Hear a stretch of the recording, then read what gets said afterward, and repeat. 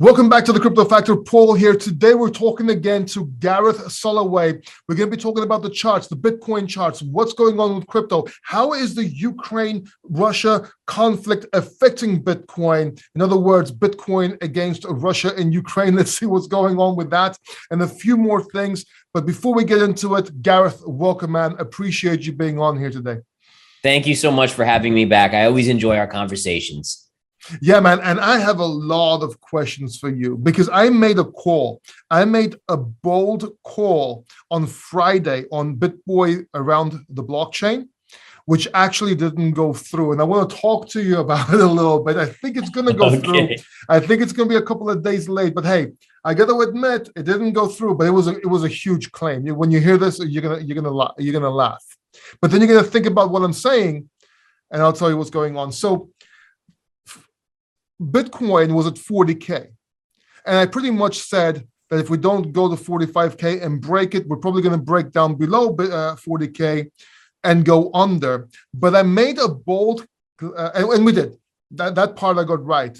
And I made a bold statement on my channel and on BitBoy's channel that it's an anomaly in the charts.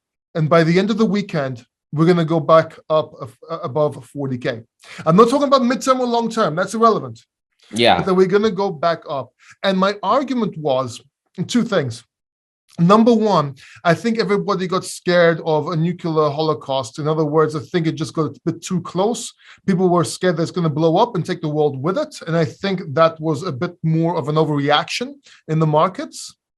And the second thing was when Bitcoin went down lower, it didn't feel or look like it went down as low as it should have gone.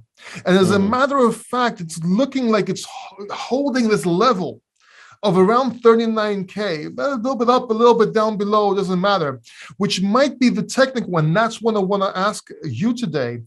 Would that be the psychological, well, my psychological 40, would 39 be the technical 40? And I'm not trying to justify my move here, right?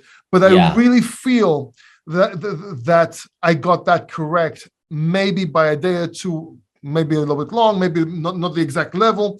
But let me know what your thoughts are, Gareth. Pull out your charts. Tell me, am I crazy or could I be right here? Well, if you want to give me the chart ability to share, I'll share it for sure. But I think the key is we're all a little bit crazy, but that's not a bad thing, right? It makes us unique. Having said that, I actually do like what you're saying. I see the logic behind it. I see the technical support behind it. And I'll show my chart here on Bitcoin and we can take a look. So basically what we've seen here is Bitcoin has retraced back down and you can see this little area of support right here, right? So that's what has given us this floor. We had this wide range green candle, big move up. And remember that move came on the back of the idea that the oligarchs in Russia were rotating their assets into Bitcoin to avoid sanctions. Now, since then, we've seen a lot of fear hit the markets, right? So we've seen, the stock market decline precipitously. We've seen oil surge to $130 a barrel. And that kind of is now creating that risk off trade, or that's what was causing Bitcoin to fall as people were getting really nervous about what the heck is going on here, right? So we've come back down to this level and it's so far holding. Now, based on what I'm seeing, and this may be a little bit different, but my hypothesis is that we have seen the top on oil, and as oil pulls back, you're going to see Bitcoin and risk assets start to come back on the table. In other words, you should start to head back up, and I do think we get back above 40,000. So I'm in tune with you. I mean, again, I think that makes a lot of sense. And, I do think we move back up. Now, like you, and I think it's important for listeners and watchers to understand, this is very short term, right? We're not predicting where Bitcoin will be in a month or in 6 months. This is just over the next couple of days, next week or so, but I like it. All right. I also feel that if we are again in the 40 range and we drop down below it, I really feel that 35K we see down there, we would have hit it, a couple of times there. I really think that would break pretty easily, if not the next time, the time right after. But at the same time, I feel the 45K level has been hit multiple times, and that's weakened resistant as well, which means that should break pretty easily. So for me, 40K is the make or break. And when I say make or break, I don't mean that it's going to go down definitely to 35K if it breaks 40K again. What I'm saying is that the 40K is what we're looking at. If too far below it, it's bad. Too far above it, it's bad. It will either go exponentially lower if we go under 35K, exponentially, I can't even say the word, higher if we break 45K. What are your thoughts on this? Yeah, so what we've seen now is what we see forming is what's called a megaphone pattern. And a megaphone pattern is just that, right? It's kind of a line going this way and a line going this way, and you kind of get this wider range that you're in, right? So if we look at Bitcoin, you had the big drop here, and then since then you've got this line here and this one that's sloping up, and these are getting wider, right? So you have the down move, up move, down move, up move, and now coming back down. And basically history shows us that essentially this pattern is a longer term or midterm bearish pattern, which means eventually, now you may still go up to 45. I'm kind of in the camp that you could even go back to 42 to 45. But eventually, maybe we'll even touch this orange line here, but eventually it does lead to further downside. And again, this is probabilities, just so everyone understands. This isn't a in-stone prediction. This is saying if you look at 1,000 charts that formed like this, a majority, maybe it was only 600 of 1,000, but a majority played out to the downside. So that is what I'm seeing over the midterm. But I like that kind of thought process. You're chopping here. I do think if you get back down to this level, there's a good chance of you breaking to the downside at that point and breaking lower. One thing I'll just show you, and this is a cool little thing. So I love to look at history. I love to look at the symmetry of the charts, just like if you connect this high up here to this high here, this is a perfectly parallel line. So there's a certain symmetry that charts form.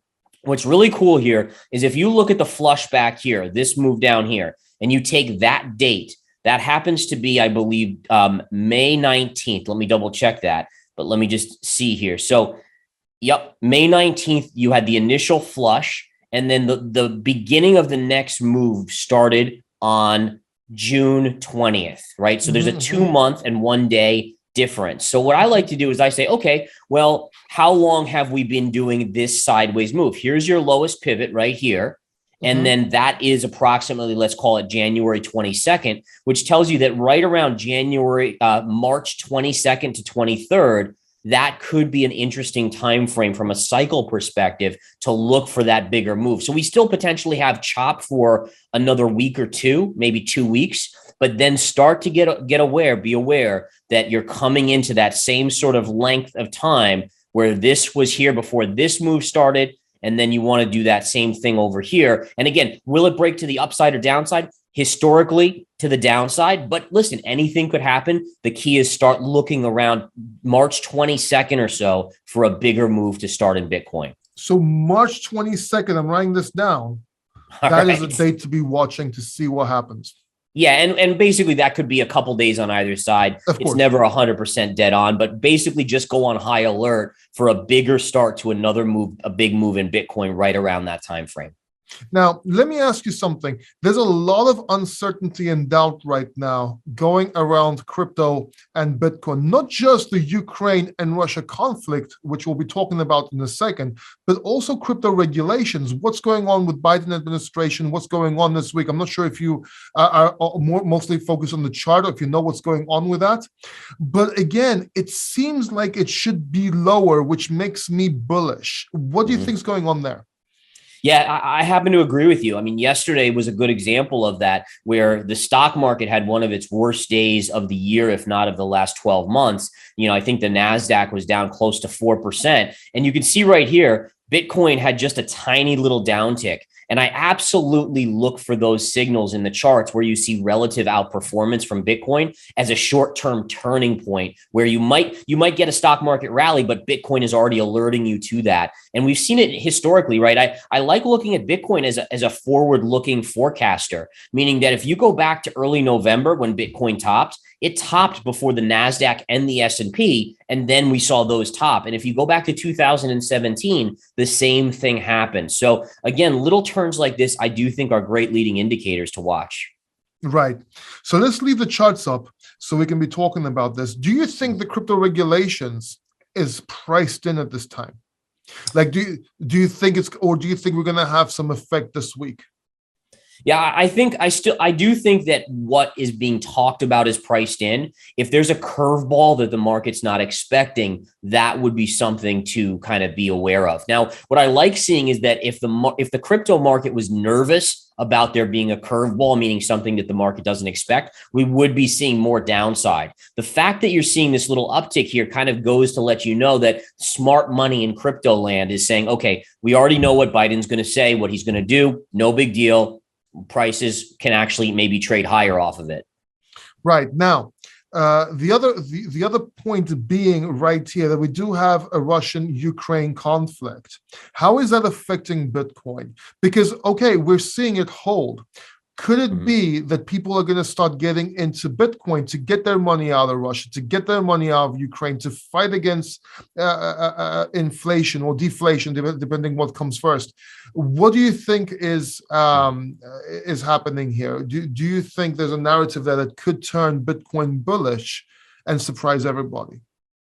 Yeah, so for the most part, I think the Federal Reserve is the most important player with what happens to Bitcoin. Their tight money policy or their loose money policy. Loose money, printing more money in the system, more money goes into crypto. If they're tightening, then you have to look at crypto going down. Having said that, the fact that you're seeing so much geopolitical unrest, Russia, Ukraine. I mean, we've seen constant stuff over, even in China. I mean, you're looking at potential for Taiwan. That is all a very bullish, longer term narrative for cryptocurrency. So again, for me in the shorter term, I think, yeah, you see these little pops where, people are saying, oh, let's buy crypto because we see what's happening here. And let's just get into it right now. Or the oligarchs are buying, for instance, to avoid sanctions. But technically, if all of a sudden we get peace in that area, then does it unwind anyways, right? Do people kind of rotate back out from that safety trade? But long term, there is no doubt that this is just one more major nail in the coffin of fiat currencies and a positive for cryptocurrency. All right. Now let's talk about gold for a second. What is going on with gold? Pull that up, man. Yeah. And again, it come back December of 2021. I told people, I said, the best performing asset of 2022 will be gold, better than the stock market and better than cryptocurrency. And look at this move, a breakout of great proportion happened here. It was one that I was talking about. I referred to the charts going back to the 1970s and how this is exactly how it played out. And here's your breakout. And it has just been a rip roaring rally. Now, to be honest, I do think it needs to kind of pause here and pull back. Just like any chart, it's not healthy for it to keep going up and up and up. You can see that you basically hit a double top. So technically speaking, this is resistance at the 2020 highs. But again, what I would look to do is look for a retrace, whether it's this line here at 1900, maybe you get back to like 1860, 1850, but this is a buy level. Use that to your advantage. If you miss this move up, you will get a gift of a retrace. At some point, again, something will break and become more positive out of Russia and Ukraine, and gold will see a short-term sell-off.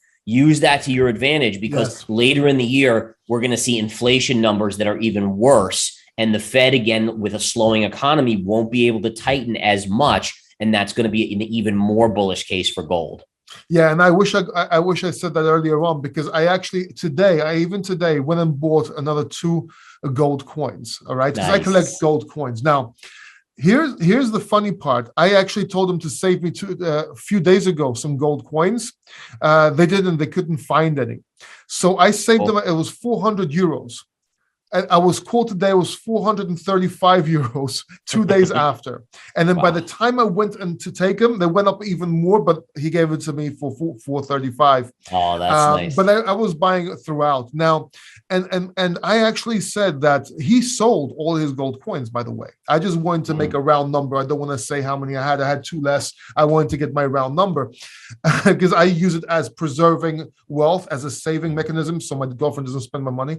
I put it in gold. So literally, that's why I do it. So that's great. So it's actually a long-term saving strategy of mine. But I said, listen, at some point, this is going to keep on going up. As long as the Russian-Ukraine conflict is going on, everything is going on, it's going to go up. But at some point, something positive is going to be heard. Something positive is going to come out of it. And that's when it's going to start going down. And everybody thinking the smart people are going to start getting out of gold because everything is positive now. But guess what? They won't realize the after effects of all this on inflation, on prices going up, on turmoil, on uncertainty, because there's still going to be uncertainty for a while. So I do see that. I do see that bounce, but I did not see that region you called right there. Was it $1,900? Yeah. You mean the retrace level? Yeah. I always go around psychological numbers. So yeah. So, basically 1900 or down to 1850, somewhere in this area is where I expect it to pull back to right there. And that should be a good level. Again, it's basically you have the breakout. The breakout's gotten now a little too long in the tooth. You're into double top resistance. So technically it's resistance. It makes sense that you may see a pullback here. And again, any sort of thing positive, you're going to see a risk on, which is generally a negative for gold, as gold would then pull back on that. But use it again as a buying opportunity if you're out there. I will be a buyer when it pulls back to that level. Hopefully it does. If not, then there's always another trade. But one of the things that I'd like to point out here is that, to me, oil has topped, right? And I want to explain a little bit about this because it kind of goes to the narrative of, is gold going to pull back? Because if oil's topping, that could signal a de-escalation, and then that could be a positive. So the one thing I'd like to point out here is that oil. So President Biden came out and said, hey, we're not going to buy any as the US, we're not going to buy any Russian oil. Now, the market had been trading up ahead of that. And after that, we actually saw a drop in oil. So one of the things to remember for investors is that when you see price action go counter to what it should do when certain news comes out, that's a dead indicator big money is selling, right? So again, you have potential for smart money to be unloading. The other thing to do is, you remember, if we go back to the Bitcoin chart here, remember the channel that with the perfectly parallel line. So this high to this high, these two white lines are perfectly parallel, and you can see how price just stays within it, right? Well, if we go to WTI crude here, and I want to go to the monthly chart, and this is where it gets really fun as a technician, but go to the monthly chart, and here's 2008, that crazy run to 140,000, followed by this epic collapse. Now let's do the same thing. Let's do this parallel channel right from here, from this high to this high, and then drop it down and look at what you get, right? So basically you have pivot low. We pierced it here when we had that weird scenario, but right there is where the body stopped. And then look at what we just hit on the upside at $130 a barrel. So again, nothing's in stone. We don't know 100%, but the idea is that, you see the price action after the announcement that the US will no longer buy Russian oil, and price went down. Then you see a chart like this, and it starts to make a lot of sense why you're having resistance here. And maybe we start to see a pullback, which hopefully would be a good signal that something positive is going to occur in the conflict. Right. That's very good. So do me a favor. Can you go back to the gold chart real quick? Yes, absolutely. Bear with me here. Okay. So this is the monthly chart. So I haven't had whichever chart you want. Go back to the monthly. Or that's fine. It's fine there. If you zoom out, that's fine. So I never do. I haven't really done TA on gold for years, right? Ever since my Forex days. So right now we have a double top, a little bit higher. Whether it's now, whether it's after a pullback, that would be a blue sky breakout. Now, because I don't follow gold, I'm more of a Bitcoin person right now and stocks. What would a blue sky breakout for gold look like? How high could it go? So how high? Well, so to do that, and again, there's some different metrics here, but what you could do is you could look at two factors. One is you look for a replication of a previous move. So the measured move tactic would be utilized, where you would take this low, which was the first initial move, to this high, right? So then what you would say is, okay, well, when you broke out, you were right here, and then you would do a measured move. So basically from 1150 to, we'll call it 2050. So you're talking about $900 as an ounce from this point, and you're getting yourself towards $2,700, $2,800 an ounce if you did a replication of this move alone, which is very common in charts. Charts have this way of doing it, especially when you look at the time frame. From this breakout or this initial start, this is about 2 years. This is about, from here to the breakout, is about 2 years. So then over the next 2 years, you would assume potentially an equal move. I think that's very likely. I wouldn't even be surprised if we got close to 3,000. Right. Perfect. So that's a very good move for gold. Now, people might be saying, "Oh, that's nothing. It's not even double your money." Yes, but that's not why you buy it. Right. Right. And And listen, you can use leverage when you trade in gold. right. And not only that, but I mean, people compare it to Bitcoin type returns. And you have to remember that with those type of returns of Bitcoin, you get 80% drawdowns. Generally, you don't get 80% drawdowns in gold, Exactly. right? Exactly. So it's a safer way to make money potentially. And I think that's important because listen, a lot of people have been crushed in Bitcoin and cryptos. I mean, we've seen people lose a lot of money. And again, diversifying, it just kind of reiterates how important it is to diversify with assets. Exactly. For instance, in gold right now, you'd be actually making money. Yeah, and I don't think diversification, a lot of people don't understand what diversification is. When you diversify in stocks, you're still buying stocks. You're not diversifying. Theoretically, and this is a big debate here, Gareth, but theoretically, if you get different types of stocks, you're not diversifying at all. Diversifying would be stocks, gold, Bitcoin. Right. Diversifying 100%. in Bitcoin is not buying a bunch of crap coins or shit coins, right? Right. Just as diversifying in gold is not buying every single metal under gold, because it's like buying the other right. coins, I mean, right? a bear market hits in any of them, and you're going to lose money. The idea of Exactly. And listen, diversifying in stocks is important. It's a good idea, but it's not what people think. But there's another layer of diversification which brings you into like real estate, to metals, to stocks, to crypto, to cash, even having some cash on the sidelines. There's levels of diversification, and people need to understand that is that, you basically want to build your wealth the smart way where you don't have epic drawdowns. And I can attest to that. I mean, in my early career, I still remember vividly, like I was day trading. I got into stock. It went down. I bought more. It went down, bought more. It went down. I lost 70% of my portfolio in one day, basically 70K of that. And this was a long time ago, thank goodness. But I mean, you can't, if you're building wealth, you can't afford drawdowns like that consistently. You have to diversify. Yeah. We can get rid of the charts right now real quick, by the way. All right. So yeah, and another thing is when you're buying Bitcoin, for example, and you're saying, oh, Bitcoin can only go double or triple. Yeah, but when Bitcoin goes up, when Bitcoin goes down, everything goes down lower. You can still buy other cryptocurrencies with Bitcoin. Whilst if it goes up, you're still exposed to the cryptocurrency market. Right. Exactly. You are. And pretty much the same in stocks. I mean, there are certain stocks that perform better in certain like rate hike environments. High dividend yield stocks do better. But in general, if the markets are crashing, everything's going down anyways, So I think that's important to understand. Just like with crypto, when Bitcoin drops, everything's going down and vice versa. Exactly. Gareth, do you have any advice you can give our viewers? Oh man, I think just be ready for more volatility. I think the market is proving that 2022 is the year of volatility, which means you have to be smarter. You have to do more hard work to decipher good opportunities out there. It's not as easy as just going along AMC and GameStop in 2021 or Bitcoin, as a matter of fact, or any of the altcoins. You got to actually put some effort in, educate yourself. That is the most important thing. Right. And my advice for you is to follow Gareth Soloway. The links are right up here and down below. Make sure you follow him. His great insights. Gareth, thank you so much. Can't wait till I have you on here again soon, actually, so I could see you next time. I look forward to it. Thank you so much for having me. Thank you, Gareth. Bye, everyone. Take care.